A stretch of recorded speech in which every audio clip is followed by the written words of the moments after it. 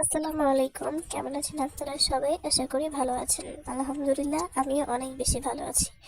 আজকে দেখাবো কিভাবে খুব সহজে আপনারা ছোলার ডাল দিয়ে ডিম ভুনা তৈরি করতে পারেন। সেজন্য এখানে আমি প্রথমে ছোলার ডাল সিদ্ধ করে নিচ্ছি।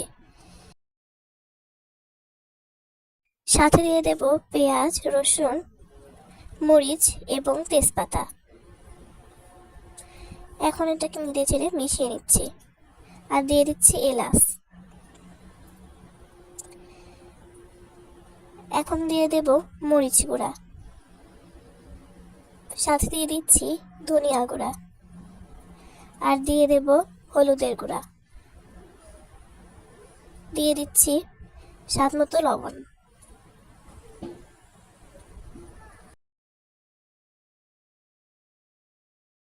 এখন দিয়ে দেব আদা বাটা। আদা বাটা দিয়ে একটু নেড়ে চেড়ে মিশিয়ে দেব আর এভাবে কিন্তু ডালটা সেদ্ধ করে নেব। এখন একটা কড়াইয়ে তেল গরম করে তাতে দিয়ে দিচ্ছি অল্প একটু লবণ।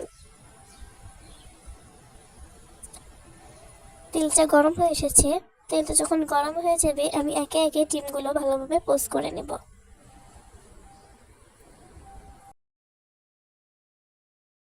আপনারা কিন্তু চাইলে ডিমটা সিদ্ধ করেও রান্না করতে পারেন। আর হ্যাঁ, এই রেসিপিটা একবার ট্রাই করে দেখবেন, অনেক বেশি মজা হবে খেতে।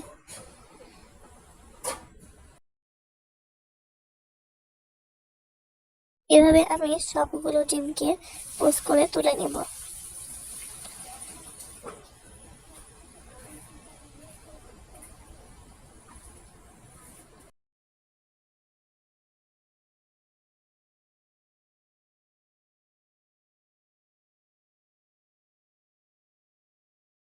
এখন আমি তেলে দিয়ে দিচ্ছি পেঁয়াজ এবং রসুন। পেঁয়াজ এবং রসুনটা দিয়ে আমি কিন্তু বাগার দেব।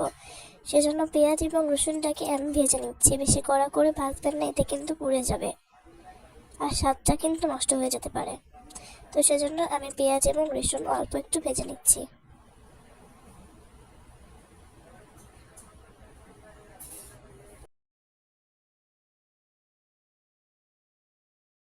পেঁয়াজ এবং রসুনটা ভাজা হয়ে গেছে। এখন আমি সেই দিয়ে দিচ্ছি সেদ্ধ করে রাখা ডাল।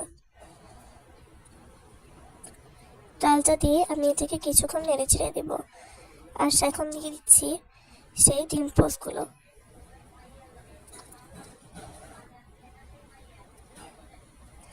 সাথে দিয়ে দিচ্ছি এলাচ এবং জিরা গুঁড়া। এখন আমি এটাকে নেড়ে চেড়ে মিশিয়ে দিচ্ছি। কিছুক্ষণ ঢাকনা দিয়ে ঢেকে রান্না করে নেব আর মাঝে মাঝে ঢাকনা তুলে নেড়ে চেড়ে দিব।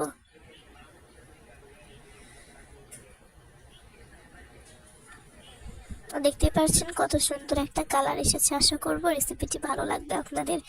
যারা আমার চ্যানেলে নতুন তারা অবশ্যই আমার চ্যানেলটিকে, যদি ভিডিওটি ভালো লেগে থাকে, অবশ্যই সাবস্ক্রাইব করে যাবেন। পাশে থাকা বেল আইকনটি প্রেস করে দিবেন। আর ভিডিওটি ভালো লেগে থাকলে লাইক, কমেন্ট, শেয়ার করে দিবেন। তো আমার রান্নাটা কিন্তু প্রায় শেষের দিকে, আর কিছুক্ষণ জাল দিয়ে নামিয়ে নেব।